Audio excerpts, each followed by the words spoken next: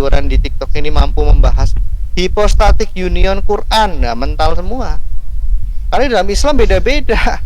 Ada yang percaya Quran itu firman Allah qadim, ada yang mengatakan itu ciptaan, ada yang menganut pensifatan Allah, ada yang menentang itu. Nah ini gimana? PR kalian lebih banyak teman-teman muslim. Makanya kalau ngomong Yesus gak pernah nyambung, yang dibahas ketuhanan mulu. Padahal ketuhanan Yesus merujuk kepada kealmasihannya. Jadi kata Tuhan di depan nama Yesus itu menunjuk kepada gelar di belakangnya, Tuhan Almasih. Itu ada batasannya. Tapi sekali lagi nggak nyambung, karena Almasih bagi mereka itu pengusap. Jadi banyak ketidaknyambungan. Jadi kita seperti menuntun anak kecil, tertatih-tatih. Kita harus mundur ke belakang berapa ribu langkah supaya anak kecil ini mampu mengikuti kita. Kalau perlu kita gendong. Udah kita gendong, kita yang ditamparin. Nah ini yang terjadi seperti ini. Bahas keesaan, loh nggak nyambung. Orang Kristen dengan Yahudi tidak pernah ribut masalah keesaan. Mana ada? Orang Kristen, kalian tuh tidak mengesahkan YOTVAV. Oh nggak ada tuh dengan orang Yahudi seperti itu. Orang Yahudi dengan Kristen berpisah masalah penolakan atau penerimaan Yesus sebagai Mesias. Tidak pernah orang Yahudi dengan Kristen ribut masalah keesaan, nggak ada. Itu loh, jadi objektifnya di situ. Ya, mungkin Pak Muhadis ada yang mau ditanyakan dari beberapa penjelasan Pak Justin. Pak Muhadis, silakan Pak. Sejauh ini kita masih menyimak Pak ya. Baik Pak, terima kasih Pak. Saya bicaranya objektif saja. Benang merah satu-satunya dialog Islam dengan Kristen adalah kemampuan Islam menjelaskan Al-Masih Yesus loh. Kalau Al-Masih diartikan pengusap, kemarin ada yang mengatakan Al-Masih artinya diusap. Nah, diusap apa ruang lingkupnya? Ya dibelai. Dibelai oleh siapa? Dibelai oleh ibunya. Coba 1400 tahun kita ngomong dibelai oleh ibunya, nyambung nggak? Nggak masuk akal. Artinya ada keterputusan. Pertanyaannya, Islam ini sebagai wahyu yang berkesinambungan, wahyu baru, wahyu menyempurnakan, atau benar-benar wahyu baru? Tapi kalau wahyu baru, kenapa materialnya itu seolah-olah seperti ada kesinambungan? Ada Ibrahim, ada Ishak, ada Nuh, ada ini, tapi nggak nyambung. Ini kan repot kalau seperti ini. Coba mereka suruh jelasin Al-Masih, nggak mampu. Gitu loh host. Siap, repot siap. Itu. Ini kan Pak Muhadis ini beliau sedang karena istrinya juga mualaf. Dia sedang mencari kebenaran, katanya dia datang tadi. Saya sedang mencari kebenaran Tuhan gitu Pak Justin. Oh iya, saya nggak tahu, mohon maaf. Ya, makanya teman-teman tadi berusaha menjelaskan siapa Yesus yang disebut Tuhan itu yang disalib. Karena ya, singkatnya begini ya, Yesus adalah Kristus yang dijanjikan. Mengapa harus ada Kristus yang dijanjikan? Karena Adam itu gagal sebagai al-insan al-kamil kalau dalam bahasa kalian, sebagai manusia yang paripurna. Gagal. Yesus Kristus adalah Adam yang kedua, yang harus diuji sama seperti Adam diuji. Adam diuji dalam kondisi tidak berdosa, Yesus juga diuji dalam kondisi tidak berdosa. Adam tidak taat, Yesus taat. Baca Roma 5, baca Filipi 2. Nah, karena ketaatan Yesus itulah maka hukum Allah di Kejadian 2 ayat 17 terakomodir. Manusia tidak lagi punya hutang, karena manusia sudah diberikan kodrat ilahi, kodrat tidak berdosa. Baca 2 Petrus 1 ayat 4, baca Kejadian 1 ayat 26 gambaran serupa. Tapi manusia menggadaikan kodrat itu kepada iblis laknatullah. Jadi bedanya Islam dengan Kristen, di dalam Kristen manusia tidak diciptakan dengan seperangkat alat dosa, seperangkat tabiat dosa. Tidak. Manusia diciptakan kudus. mewarisi kodrat ilahi meskipun kita bukan Allah. Nah, dengan adanya ketaatan Yesus di atas sampai ujian yang terberat, baca Ibrani 2 ayat 10, Allah menyempurnakan Yesus supaya Yesus mampu memimpin umatnya dengan penderitaan. Yesus diutus bukan untuk foya-foya, memuaskan hawa nafsunya, tidak. Mencari harta, mencari wanita, mencari tahta, tidak. Makanya di Ibrani 2 ayat 18 dikatakan, karena Mesias itu menderita, maka dapat menolong yang menderita. Jadi misi dari firman yang mengambil rupa manusia ini adalah memberikan contoh kepada umat manusia apa artinya manusia sejati, apa Adam yang pertama.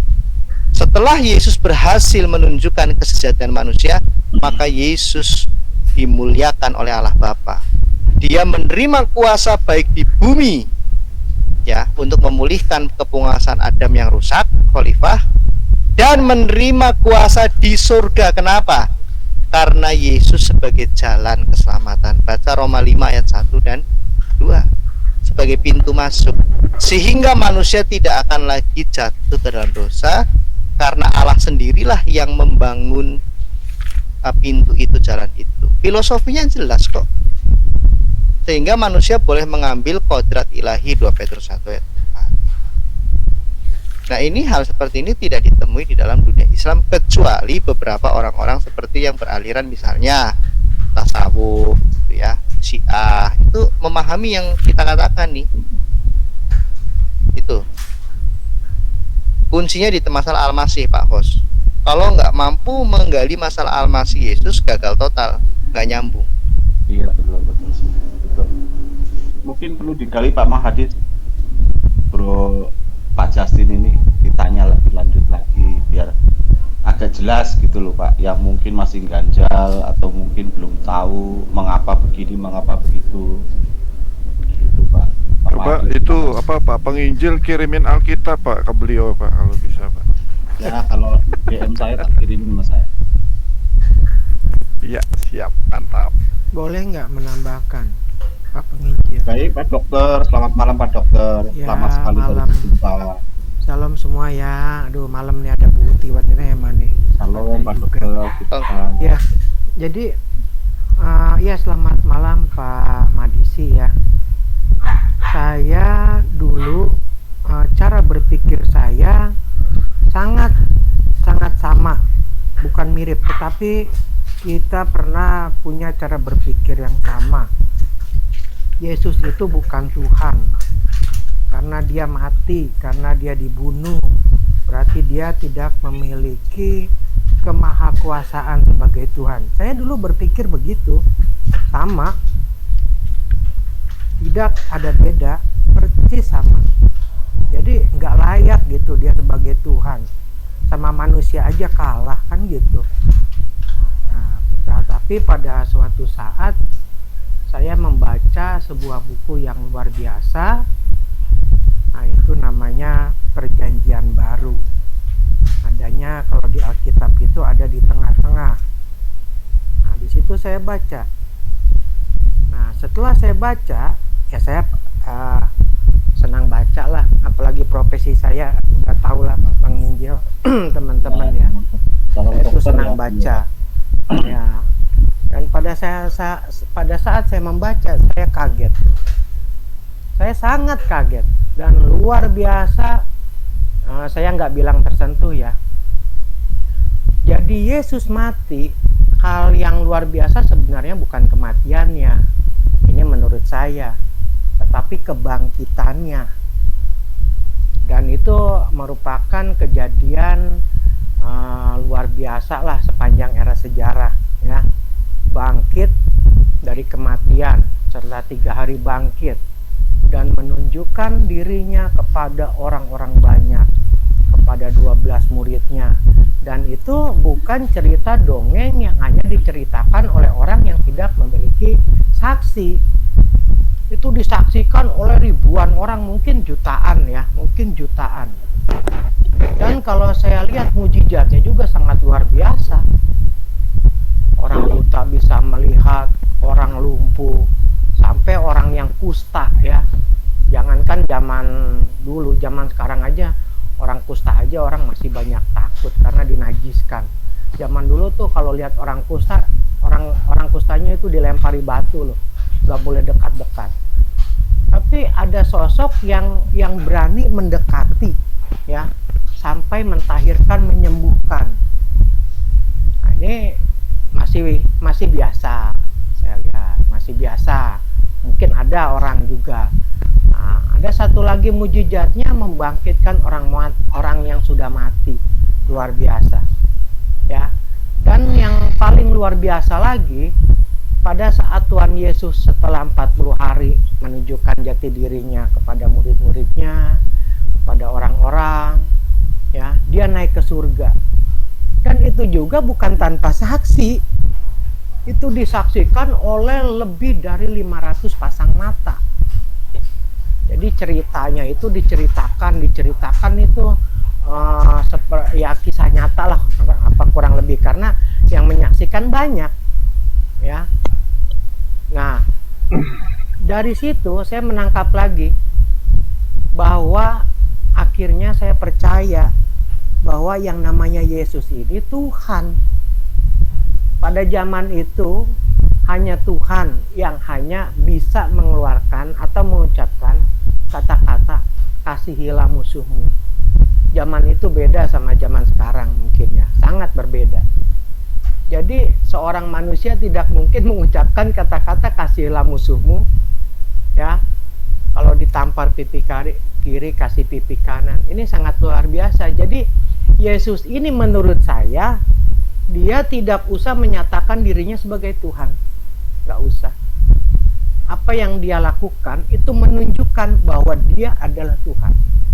Kalau ada seseorang yang dapat memerintah Kapolri, yang dapat memerintah Kasat, yang dapat memerintah Panglima TNI, dia nggak usah kasih tahu jati dirinya bahwa dia seorang presiden. Dia itu pasti presiden. Itu penjelasan, sekalian kesaksian dari saya. Dan sekalian juga saya permisi nih Pak Penginjil. Saya masih di klinik soalnya, ya. Terima kasih semuanya. Sukses semuanya, ya. Yo. Ya, selamat Tuhan berkati Pak Dokter. Ya. Luar biasa. Lama sekali nih Pak Justin, Pak Dokter nggak muncul, ya. Iya nih. Iya. Wah, kalau gitu saya termasuk orang beruntung. Haleluya. Saya tadi melihat Dedi Wijaya mana? Kabur. Iya. Selamat malam semuanya. Selamat malam, Burut. Selamat malam. Iya. Ibu siapa? Iya. Luar biasa ya. Kayak saya mau tambahkan ya, boleh nggak? Boleh. Kalau boleh ya.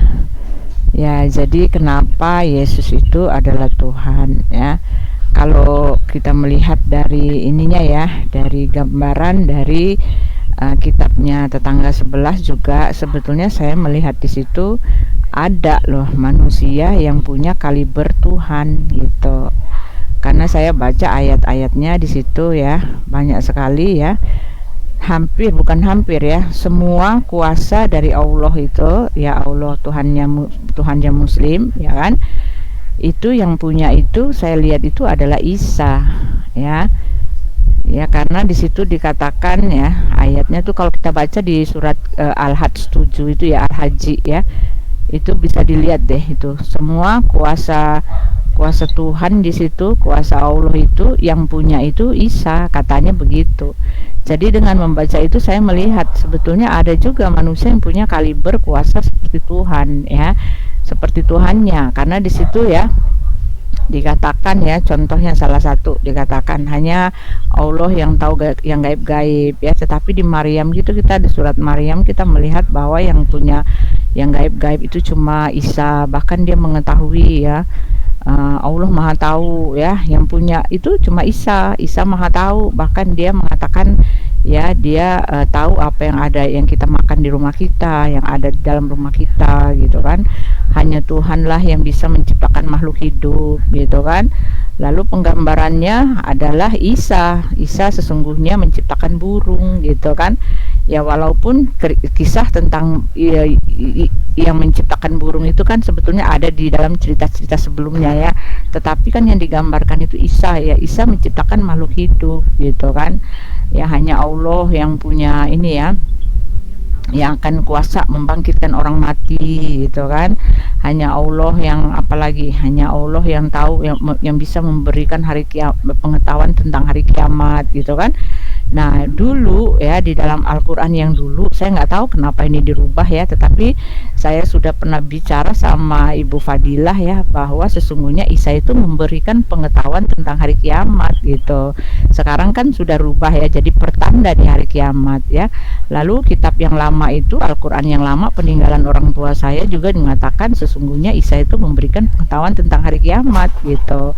Makanya orang tua saya itu akhirnya kan masuk Kristen karena ini ya, ayat ini memang dahsyat banget, karena sesungguhnya hanya pada sisi Allah lah pengetahuan tentang hari kiamat. Lalu sesungguhnya gitu kan, Al-Zukhruf 61 itu kan bisa memberikan pengetahuan tentang hari kiamat gitu ya. Itu jadi lalu dikatakan apa lagi ya, hanya banyak sekali ya. Jadi yang penggambaran di situ dilihat ya, saya melihat ada sebetulnya manusia yang punya kekuasaan seperti Tuhan ya. Tetapi kan kalau di situ kan dia bilang Isa itu hanya seizin Allah gitu ya. Nah masalahnya gitu kan, yang saya lihat masalahnya apa? Masalahnya adalah ya apa yang dimiliki oleh Allah gitu kan. Allah memiliki segala kriteria Tuhan gitu kan. Satu kali saya pernah debat sama si Ajis ya. Ajis mengatakan, saya nanya sama dia, apa sih, kenapa sih kamu menjadikan Allah, kamu mengatakan Allah itu Tuhan, kriterianya apa ya? Dia sebut satu-satu ya. Dia kenapa dia Tuhan? Karena dialah yang mengutus rasul-rasul dan nabi, katanya gitu kan. Dialah yang mengutus rasul-rasul. Terus saya bilang, emang kamu nggak tahu ya, satu-satunya yang punya rasul itu, yang mengutus ya rasul-rasul di Alkitab itu Yesus ya. Lalu dia mulai berkelit lagi gitu kan. Ya bukan berarti Yesus itu Tuhan loh, kamu yang ngasih ya. Kriterianya adalah Tuhan hanyalah Dia. Bahkan di Al-Quran banyak sekali, dan aku mengutus rasul-rasul, walaupun banyak kontradiksi, dan kami tidak pernah mengutus seorang rasul pun ya, melainkan memberikan wahyu gitu kan. Tetapi jelas ya kriteria Tuhan di tempat Muslim itu dialah yang mengutus para rasul gitu kan. Nah masalahnya di tempat kami yang mengutus rasul itu Yesus. Dia ke-12 murid Yesus itu adalah rasul ya kan, yang ke-70 itu juga adalah rasul gitu ya. Lalu dikatakan gitu di Al-Hajj 7 itu banyak sekali. Anda boleh buka di situ semua kriteria Allah itu kan. Dikatakan bahwa dialah yang akan membangkitkan orang, hanya satu Allah yang akan yang membangkitkan orang dari dalam kubur, katanya gitu ya kan. Nah tetapi masalahnya Yesus di dalam Alkitab 5 kali dia mengatakan, dan aku akan membangkitkan mereka pada akhir zaman gitu ya kan. Ya Allah dia berkuasa membangkitkan orang dari dalam kubur, dan Yesus membangkitkan itu, dan bukan cuma asal ngomong gitu kan. Nah masalahnya di dalam Al-Quran Allah membangkitkan orang pada akhir zaman. Contohnya siapa gitu kan? Siapa yang pernah dibangkitkan dari dalam kuburnya? Pernahkah ada itu? Bahkan apakah dia pernah memberikan kuasa ya kan? Kuasa mujizatnya untuk rasulnya untuk membangkitkan orang dari dalam kubur? Ternyata nggak ada kan? Nggak ada sama sekali. Tetapi Yesus berkata, aku akan membangkitkan, Yohanes 6 ayat 39, 40 itu kan jelas dia mengatakan, dan aku akan membangkitkan mereka pada akhir zaman. Loh ini perkataan Tuhan loh, nggak macam-macam loh, gila banget ya kan?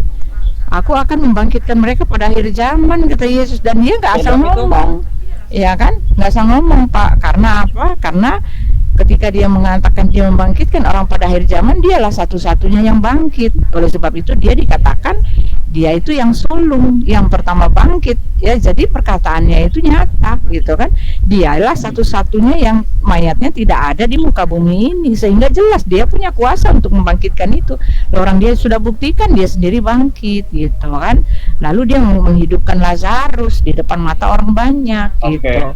Ya itu yang membangkitkan orang akhir zaman. Jadi banyak. Yesus itu mempunyai kuasa ketuhanan itu ya, dia memenuhi itu semua gitu. Baik. Ya kan? Ya silakan. Oke, iya terima kasih dia yang memberikan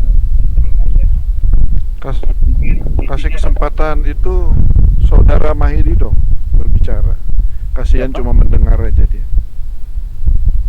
Enggak, ini ada Pak Tadi Solihin. saudara Oh, Muslim juga tah? Oh iya, iya. Silakan Pak silakan. Solihin Muslim atau Kristen, Pak? Halo? Halo? Pak Solihin. Pak Solihin, selamat malam, Pak. Halo, Pak. Pak Solihin, selamat malam. Ya, Ya, selamat malam, Pak Solihin. malam. Ya, Bapak latar belakang Muslim atau Kristen, Pak? Ya, Ya, halo, Pak.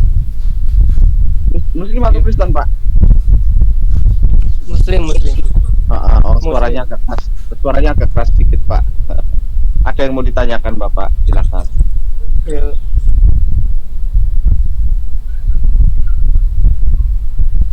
Tak lupa saya. Silakan, Pak. Kalau ada yang mau ditanyakan, silakan, Pak. Nanti biar Pak Mr. Apologet yang memberi pencerahan, silakan. Justin, mungkin ada telepon ya. Tadi typing nih Pak Solihin di bawah katanya typing tadi. Di mana Oh, Yesus iya. mengatakan Tuhan sembahlah aku, ya kan?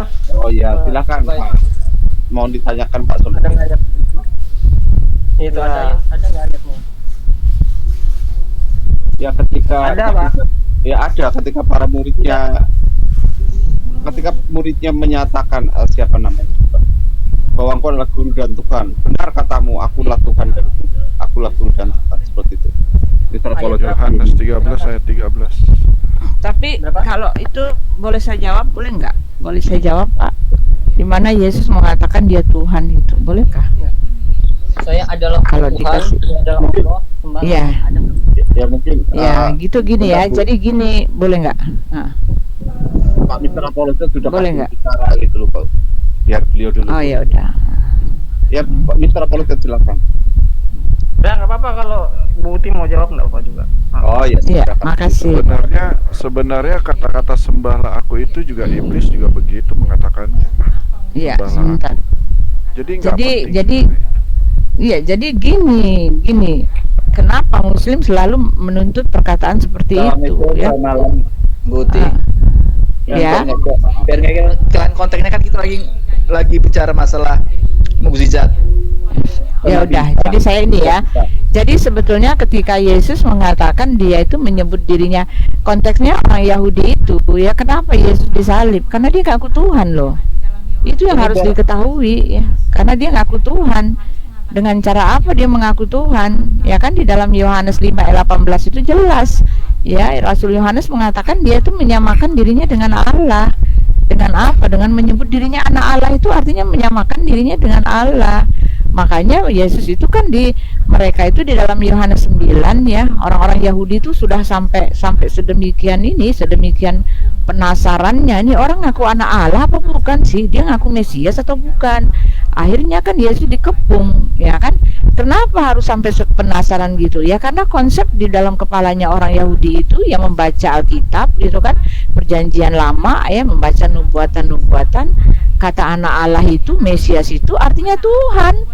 Kan kita harus melihat di dalam konteksnya pada masa itu. Ya, yang ngaku Tuhan itu ngaku anak Allah. Buat orang Yahudi itu seperti itu. Makanya dibaca di dalam Matius 26 itu. Ya, akhirnya kan ketika Yesus akhirnya mengaku ya, tolong jawab tuduhan orang-orang ini, apakah betul kamu ngaku anak Allah, kamu ngaku Mesias? Akhirnya kan Yesus mengaku, iya kamu sudah mengatakannya. Nah setelah Yesus mengatakan begitu, semua pada kelojotan, kan ramai sekali, bisa kita bayangkan ya, di depan mata orang banyak ketika Yesus mengatakan begitu. Bahkan dia mengatakan, mulai hari ini kamu akan melihat anak manusia itu duduk di sebelah kanan Allah gitu.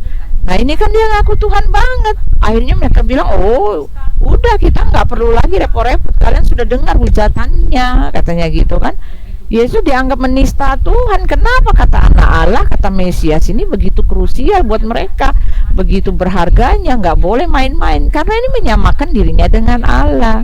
Alkitab menyatakan, Rasul Yohanes menyatakan Yesus itu menyamakan dirinya dengan Allah. Iya kan, artinya menyebut dirinya Tuhan. Ini yang harus diketahui ya. sama dengan Allah. Anak Allah di sana buat orang Yahudi pada masa itu artinya Tuhan gitu loh. Ya, anak manusia yang dikatakan itu, yang mereka kelojotan, anak manusia itu juga artinya Tuhan, karena mereka melihat nubuatan di dalam kitab Daniel. Anak manusia itu ya artinya Tuhan, anak Allah itu, Mesias itu artinya Tuhan, ya kan? Itu yang diketahui oleh orang Yahudi. Karena kamu adalah manusia biasa, kamu menyamakan dirimu dengan Allah, katanya kan. Yesus dituduh seperti itu, ya. Makanya Yesus karena waktunya belum tiba, ya, dengan orang-orang Farisi itu dia tidak membuka dirinya, dia tidak mempercayakan dirinya kepada orang-orang Yahudi itu. Tetapi dengan Simon Petrus dia nanya, menurut kamu siapakah aku ini? Lalu Simon Petrus kan mengatakan, engkau adalah Mesias, anak Allah, dia yang datang dari sorga. Lalu Yesus langsung mengesahkan, ya kan? Dia mengatakan, bukan kamu yang mengatakan, melainkan Bapakku yang di sorga. Ya, dengan menyebut dirinya aku dan Bapa itu adalah satu, itu artinya dia mengaku dirinya Tuhan. Jadi kita harus lihat dalam konteks pada masa itu. Pada masa itu memang Mesias inilah yang sedang ditunggu-tunggu oleh orang-orang Yahudi itu. Mesias yang artinya Tuhan. Tetapi kalau dari Muslim mengharapkan kalau dia juga menyatakan dirinya sebagai Tuhan, banyak sekali juga Yesus menyebut dirinya Tuhan. Di dalam Yohanes 9 ayat 35 kan di situ lihat ketika dia menyembuhkan orang lumpuh itu kan, yang sakit itu kan, lalu dia mengatakan, percayakah engkau kepada anak manusia, katanya gitu kan. Lalu kata orang lumpuh yang disembuhkan itu, dia bilang, siapa anak manusia itu, apakah dia Tuhan? Aku ingin menyembahnya, katanya gitu kan. Lalu Yesus bilang apa di situ? Kamu bukan saja melihat dia Tuhan maksudnya, tapi dia yang sedang berkata-kata dengan engkau, dialah itu, katanya. Lalu orang lumpuh itu, ya aku percaya Tuhan. Lalu dia disujud menyembahnya. Ya, jadi Yesus bukan hanya mengaku Tuhan, tetapi dia menerima sembah sujud. Ya, tetapi most of the statement gitu kan, kebanyakan statement Yesus itu ya mengatakan dirinya anak Allah itu di kepalanya orang-orang Yahudi. Konsepnya orang Yahudi, orang Romawi pada saat itu, anak Allah itu Mesias. Ya, Mesias itu artinya ngaku Tuhan. Yohanes 5 ayat 18, ya, oleh sebab itu ya orang-orang Yahudi lebih berusaha lagi untuk membunuhnya, bukan saja karena dia meniadakan hari Sabat, tetapi karena dia mengatakan Elohim adalah Bapanya sendiri, dan dengan demikian menyamakan dirinya dengan Allah, gitu loh. Itu pernyataan dari Rasul Yohanes yang jelas memberikan ini kita ketika dia mengaku dia anak Allah, menyamakan. Bahkan Rasul Yohanes mengatakan firman itu telah menjadi manusia, dan firman itu firman itu adalah Allah, ya kan. Pada mulanya adalah firman itu bersama-sama dengan Allah, dan firman itu adalah Allah. Lalu ayat 14, firman itu telah menjadi manusia, ya kan, dan diam di antara kita, ya. Lalu ayat ke-18, ya, tak seorang pun pernah melihat Allah, tetapi anak tunggal Allah yang ada di pangkuan Bapa, dialah yang menyatakannya. Ini kan yang ditulis oleh Rasul Yohanes dengan cara dia visi misinya menyampaikan bahwa Yesus adalah Tuhan, yaitu dengan Yesus mengaku anak Allah, anak manusia. Di dalam Matius 24 juga Rasul Matius menuliskan anak manusia itu dialah yang akan datang di awan-awan itu, ya kan, lengkap dengan malaikat-malaikatnya. Rasul Matius banyak sekali. Anak manusia itu memiliki kekerajaan, ya. Anak manusia itu memiliki tahta, gitu kan. Itu. Jadi dari ceritanya, konteksnya kita lihat, ya. Jangan kayak itu. Konteksnya kita lihat, ya. Itu dia. Siap itu. Ya, mohon ditambahkan, silakan Mr. Polsek menjawab. Ya, silakan. Sebetulnya Bu Uti kurang lengkap itu nyebutin beberapa mukjizat Yesus. Betul, ya. Ada satu mukjizat Yesus yang Bu Uti nggak singgung, dan semua orang-orang Kristen mungkin kenapa lah, saya juga nggak tahu kenapa ini kok disebutin. Ini Muslim, nanti dulu dong, sabar. Anda punya waktu sendiri untuk bicara. Enggak, ya. ini mumpung Saya lagi memberikan kesempatan ke Mr. Apologet. Kalau Anda mau diskusi, ya nanti sama Mr. Apologet juga boleh, ya. Iya, mumpung konteksnya tentang mukjizat. Ya nanti Bu. Ya, nanti ya. Silakan Mr. Apologet. Apa bedanya? Nih, nah, ini kan kata luas mukjizat. Oke, Solihin sudah terjawab belum? Sebentar. Nabi kan ya? Benar. Sebentar. Solihin, bagaimana Apa yang sudah dijawab pertanyaanmu? Nabi kan Sebentar lu bro, jangan Enggak, kayak nyambung. pakai ketegasan dulu. Kamu tuh kamu rugi nanti kalau kamu nggak copas nggak ngikutin bos, kamu rugi nanti naik ke atas nggak dapat apa-apa. Solihin apa yang sudah dijawab, apakah sudah masuk? enggak terlalu banyak konteksnya. Oke, Mr. Apologet Terlalu banyak, nggak ada. dijawab dengan simpel, Mr. Apologet, silakan. Ya, saya jawab ya. Yang pertama, pertanyaan kamu itu mengenai mana Yesus mengatakan aku Tuhan, sembahlah aku. Ya, Yesus juga tidak pernah berkata bahwa aku bukan Tuhan. Dan dia tidak pernah menolak penyembahan. Sangat banyak orang yang menyembah Yesus dan Yesus tidak katakan, "Oh, jangan sembah saya bukan Tuhan." Tidak ada. Kamu cari di Alkitab di mana Yesus menolak penyembahan. Itu yang pertama ya. Kemudian ya, Yesus itu mengklaim semua ya hal-hal yang sifatnya itu adalah klaim personal, hal-hal yang sifatnya klaim personal secara keilahian. Misalnya, kalau kita berbicara konsep Islam mengenai ketuhanan, Asmaul Husna itu hanya dinisbatkan pada Allah saja. Al-Hadid ayat 3 ya. Huwal awal wal akhiru waz zahiru wal batinu ya. Wa huwa bikulli syai'in alim. Allah dialah yang awal dan yang akhir ya. Yesus mengatakan anal alif wal ya al bidayah wal nihayah al awal wal akhir. Wahyu 22 ayat 13. Al-Hadid ayat 3 mengatakan huwa, dialah. Itu menurut kamu klaim Allah atau klaim siapa? Kalau Allah yang mengatakan dialah, berarti Allah mengatakan Tuhan yang lain yang adalah yang awal dan yang akhir. Yesus mengatakan ana. Dia tidak mengatakan dialah atau huwa.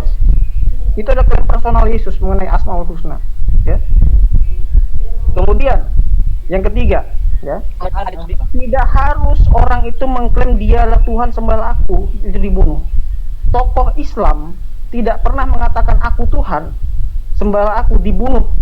Kenapa? Karena dia mengatakan ana al-haq, yaitu adalah Syekh Abu Mansur al-Halaj. Dibunuh kenapa? Karena dia mengatakan ana al-haq. Karena ana al-haq, al-haq adalah Asmaul Husna, ini disebutkan pada Allah. Kalau kamu mengatakan ana al-haq, berarti kamu mengatakan aku ini Allah. Nah, dia dibunuh. Nah, Yesus pernah mengatakan ana huwa thoriq wal haq wal hayat. Laisa ahadun ya'ti ilal abi ilabi. Yohanes 14 ayat 6. Ya. Aku adalah jalan, thoriq wal haq, kebenaran, wal hayat, dan hidup. Nah, itu adalah klaim Yesus. Dia mengatakan klaimnya itu semua dengan kata ana, ego emi atau anihu dalam bahasa Ibrani-nya. Ego emi dalam bahasa Yunani. Ya. Dan semua klaim itu Yesus katakan ana. Tidak pernah Yesus katakan huwa. Nah, sekarang saya tanya kamu kembali. Di mana Allah pernah mengklaim ana al-awal wal akhir? Sifat Allah yang kedua dasarnya adalah Al-Hadid ayat yang ketiga, yaitu sifat qidam. Di mana Allah pernah mengatakan ana al-awal wal akhir? Kamu cari di Quran. Tunjukkan pada saya. Itu baru satu sifat yang saya sebutkan dan satu Asmaul Husna. Membuktikan ketuhanan Yesus. Ya. Jadi kalau kita mau bicara soal kriteria keilahian, ketuhanan, kita bicara dulu apa kriteria kamu di dalam Islam membicara soal ketuhanan Islam. Kriteria Islam adalah sifat 20 misalnya, ya kan? Asmaul Husna misalnya. Di mana Allah pernah mengatakan ana al-awwal wal akhir? Di mana Allah pernah mengatakan ana al-haq? Surat Al-Hajj ayat 66, ya. Di sana dikatakan ada huwa juga, dialah yang hak. Bukan ana. Yesus mengatakan ana al-haq. Al-Halaj dibunuh karena apa? Karena dia mengatakan ana al-haq. Karena mengatakan ana al-haq adalah kamu mengatakan aku ini Allah. Jadi tidak harus orang mengatakan aku Allah, sembahlah aku. Ada kata-kata yang lain bisa menunjukkan kamu mengklaim diri kamu itu adalah Allah. Misalnya mengklaim Asmaul Husna, mengklaim sifat-sifat Allah. Gitu. Ya. Kemudian ada satu ayat lagi yang Yesus pernah katakan ya. Di dalam Yohanes 5 ayat 23, dia mengatakan supaya semua orang menghormati anak sama seperti menghormati Bapa. Nah, kalau Bapa adalah Allah, Yesus mengatakan hormati anak sama seperti menghormati Bapa. Di mana ada orang yang berani mengatakan hormati saya sama seperti Anda menghormati Allah? Kamu Nabi berani? Muhammad bilang begitu ada. Nabi Muhammad bilang gitu. Ya, kalau Nabi Muhammad mengatakan seperti itu, ya Nabi Muhammad berarti adalah Allah. Karena Iya, kalau taat konsep taat kepada Rasul, taat kepada Allah katanya. Jadi Nabi Muhammad mengklaim dia. kalau konsep Nur Muhammad memang pasti akan mengatakan Muhammad itu nurnya adalah sehakikat dengan zat Allah.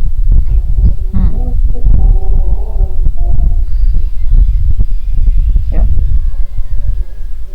Oke, itu dulu jawaban saya. Oke, Ilham kan, kamu mau tanya apa ke Master Apologet? Silahkan. Iya, tadi yang dibilangin tentang mukjizatnya Yesus itu kenapa sih ada satu mukjizat yang nggak pernah disinggung, bahkan nggak Apa? coba Lukas 9, coba Lukas 9 29. Ini aja Injil. dikatakan Bro, saja udah. Bro, Ya, boleh ya. boleh boleh saya bantu jawab nggak yang menyembah tadi itu? Boleh, Jauh. boleh. Enggak nanti dulu. Ya, jadi gini. Sebutkan saja dulu. Kamu Iya. nggak usah framing. Anda menyatakan frame di sini. Bukan bilang frame aja. loh. Ya, Ini- dengan kamu dengan ini apa? skriptura loh. Ini Nanti sesuatu dulu. yang dinarasikan dalam Nanti Bible dulu. loh. Nanti dulu. Enggak, makanya buka Lukas 9. Narasinya begitu. Nah, Premis iya, kamu itu kurang. menggambarkan sesuatu. Ya sudah, aku bacain aja lah ya.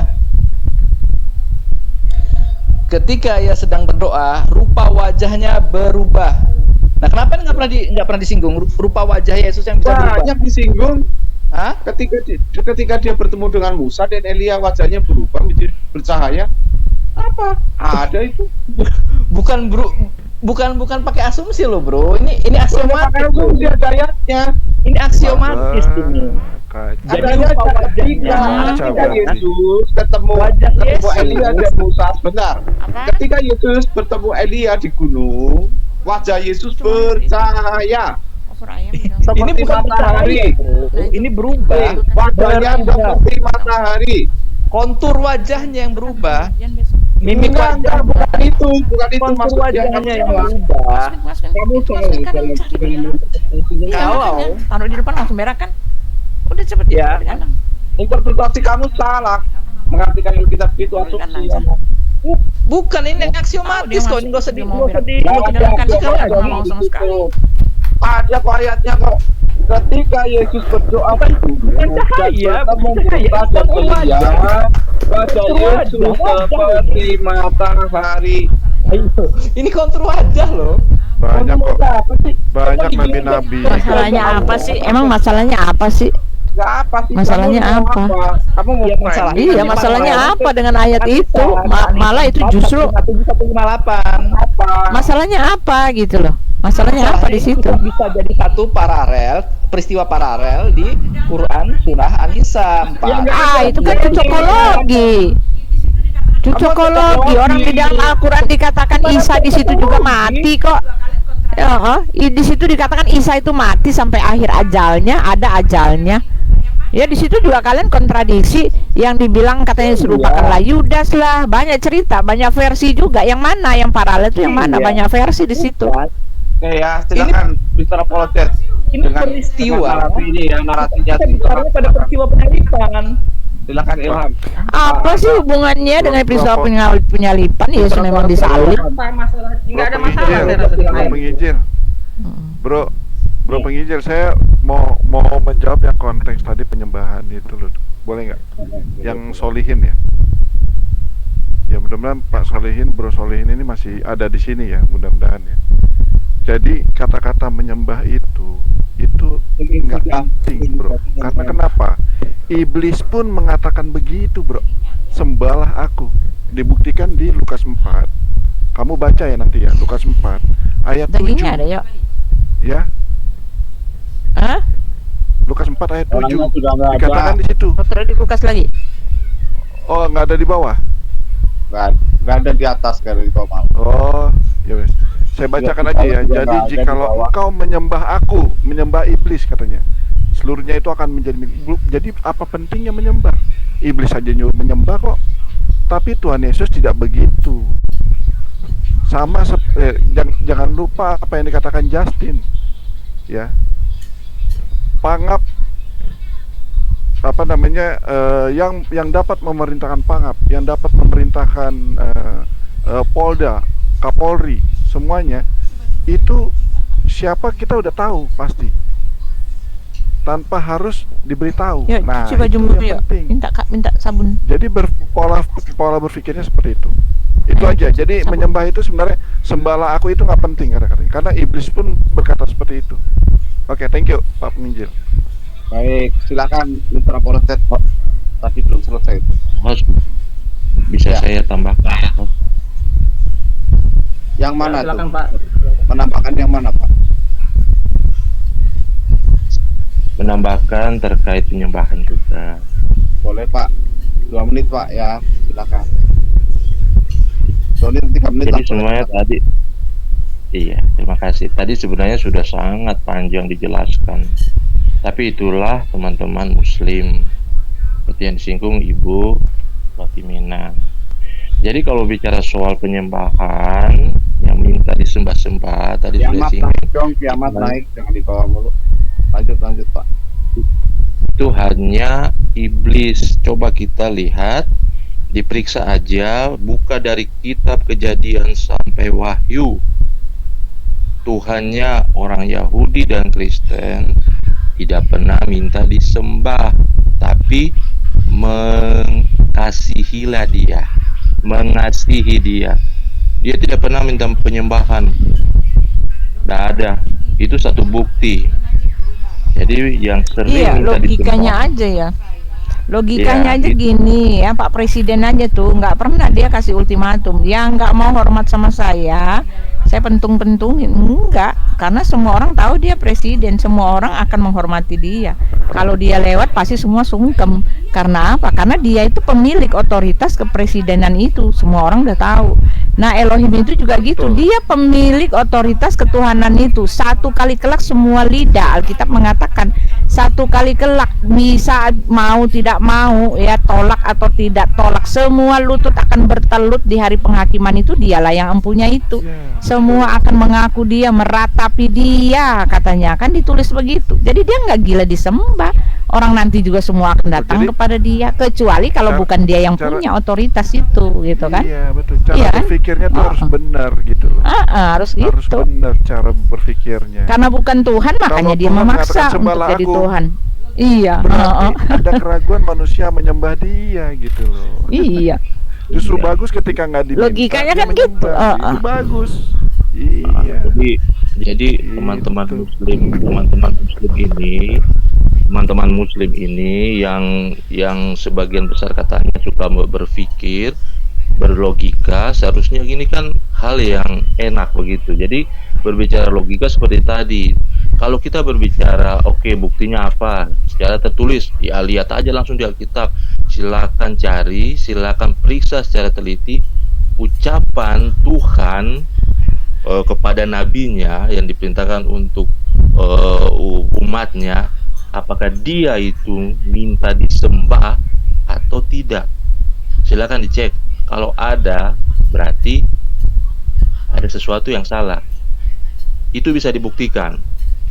Jadi kita iblis kok yang minta disembah. Betul. Jadi kita tidak bisa.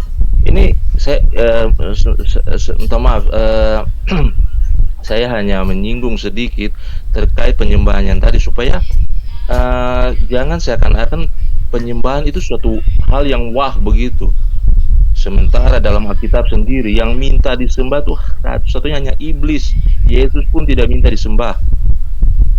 Tuhan pun tidak minta disembah. Yesus dalam kodrat sebagai manusia tidak minta disembah. Yang minta disembah hanya iblis. Sekarang kalau kita mau tarik korelasinya, kita anggap saja Islam, ajaran Islam Muhammad katanya penerusan, penutup dari kitab-kitab sebelumnya. Kenapa bisa berbeda? Kok Tuhannya berbeda?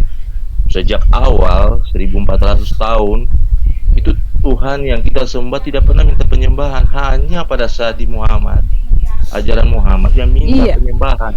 Itu kan aneh. Yang itu Pak, ayat itu Pak, aku datang untuk mencari dan menyelamatkan yang hilang. Yesus itu datang untuk mencari dan menyelamatkan yang hilang, bukan untuk minta disembah sujud. Dia tidak ada berlawanan dengan visi misi Yesus. Aku datang bukan untuk dilayani, melainkan bahkan Yesus mengatakan aku datang bukan untuk dilayani, melainkan untuk melayani dan memberikan nyawaku menjadi tebusan bagi banyak orang. Justru dia itu datang untuk jadi penebus, mati di kayu salib. Masa minta-minta disembah? Itu kan nggak sesuai dengan ini ya, tujuan dia datang. Kedua, iya kan?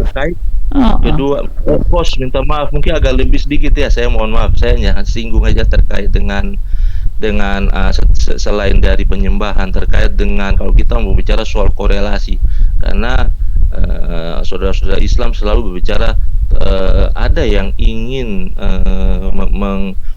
semacam mau menganggap bahwa Islam itu seperti ajaran seperti Kristen, mau mendekatkan ajaran mereka ke Kristen atau Yahudi, sehingga supaya dilihat itu oh ya ini ada keberlanjutan. Kalau memang seperti itu, konsekuensinya adalah ketika Yesus berkata bahwa akulah yang awal dan yang akhir, akulah jalan dan kebenaran hidup, Anda bisa lihat di Al-Quran, kitab Anda, siapa orang yang sanggup berkata seperti itu juga. Jika dia berkata seperti itu, artinya apa? Dia sama seperti Yesus. Nah, dalam Al-Quran yang hanya bisa berkata seperti itu kan hanya Allah kan. Sekarang kita bicara yang jujur aja. Ini bukan kita mau memojokkan apa-apa, tapi kita ngomong yang jujur aja.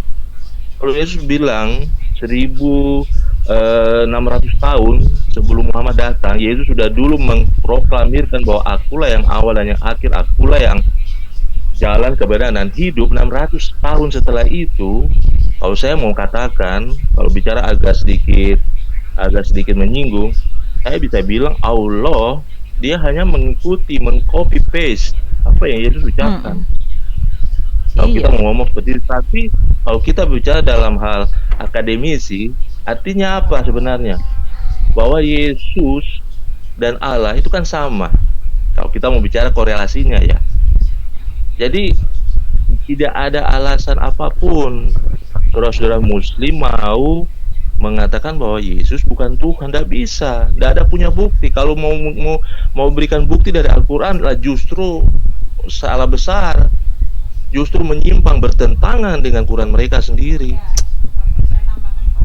Itu saja host, terima kasih kembali.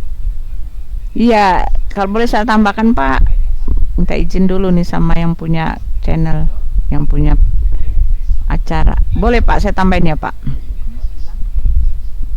Halo? Halo? Kok hilang? Halo?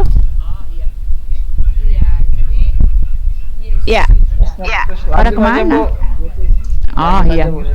Iya, jadi Yesus itu datang ya untuk memenuhi kehendak Bapa ya. Kehendak Bapa itu kan karena kedatangan Yesus itu datang ke bumi, dia ingin menyelamatkan umat manusia ya kan, sesuai dengan perkataannya di dalam Yesaya 43, Yesaya 63, Yesaya 53. Dia datang itu untuk menjadi penebus, untuk menebus umat manusia, bukan minta disembah sujud. Ya, jadi kalau kamu ngomong kayak gitu artinya Yesus harus melabrak visi misinya. Visi misi kedatangannya itu adalah untuk menjadi penebus dan juru selamat, bukan untuk disembah sujud ya. Bahkan kedatangan Yesus itu sudah dinubuatkan ya, kedatangan seorang Mesias. Nah, itulah yang ditunggu-tunggu oleh orang-orang Yahudi itu ya. Mereka menunggu-nunggu kedatangan Mesias yang mereka ketahui bahwa Mesias itu adalah dari Allah itu sendiri, dari Elohim Bapa itu sendiri, sesuai dengan kitab Perjanjian Lama yang mereka baca ya. Ini ya, perkataan dari Yesus sendiri ini ya. Kenapa dia ini ya? Di dalam Markus 8 ayat 31, kemudian mulailah Yesus mengajarkan kepada mereka bahwa anak manusia harus menanggung banyak penderitaan dan ditolak oleh tua-tua, imam-imam kepala dan ahli-ahli Taurat, lalu dibunuh dan bangkit lagi sesudah 3 hari. Nah, ini perkataan Yesus ya, bahwa dia itu harus menanggung banyak penderitaan, bukan malah yang sebaliknya minta disembah sujud, pentung-pentungin kalau nggak mau gitu kan. Di dalam Lukas 9 ayat 22, dan Yesus berkata, anak manusia harus menanggung banyak penderitaan dan ditolak oleh tua-tua, imam-imam kepala dan ahli-ahli Taurat, lalu dibunuh dan dibangkitkan pada hari ketiga. Nah ya, bahkan ketika Yesus mengatakan ya, ketika ada orang yang menolak ya tadi di peristiwa yang katanya diserupakan itu dia untuk Bapak yang tadi nih ya.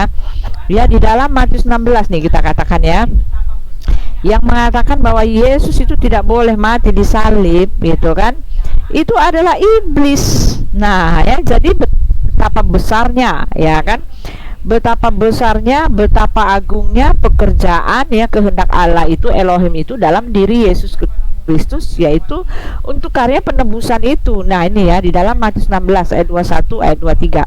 Sejak waktu itu Yesus mulai menyatakan kepada murid-muridnya bahwa ia harus pergi ke Yerusalem dan menanggung banyak penderitaan dari pihak tua-tua, imam kepala dan ahli-ahli Taurat, lalu dibunuh dan dibangkitkan pada hari ketiga.